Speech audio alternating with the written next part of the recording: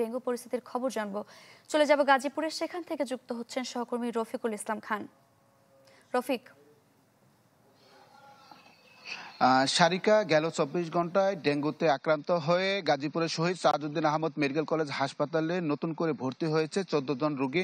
এ পর্যন্ত 491 জন রোগী শহীদ Sahaduddin Ahmad medical college হাসপাতাল থেকে চিকিৎসা নিয়েছে। এদের মধ্যে থেকে আশঙ্কাজনক অবস্থায় 26 জনকে ঢাকাতে প্রেরণ করা হয়েছে, আর সুস্থ হয়ে বাড়ি ফিরে গেছে 432 জন। তো যারা আসলে আক্রান্ত হচ্ছে তাদের অধিকাংশই কিন্তু সিটি কর্পোরেশন এলাকার বাসিন্দা, বিশেষ করে টঙ্গী, গাজীপুর সদর ও কোনাবাড়ি এলাকার যে রোগী, সেই রোগী কিন্তু বেশিরভাগ হাসপাতালে ভর্তি হচ্ছে এবং হাসপাতাল সূত্রে সেটি নিশ্চিত হওয়া গেছে।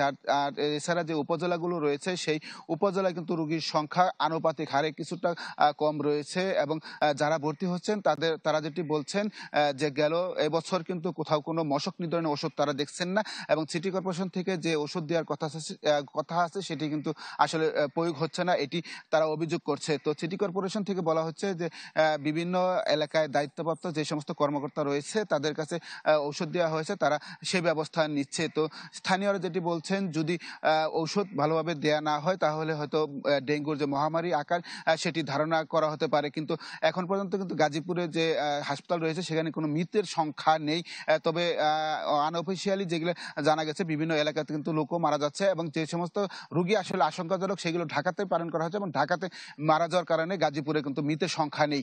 এই ছিল সারিকা গাজীপুর থেকে ডেঙ্গু পরিস্থিতির সর্বশেষ খবর।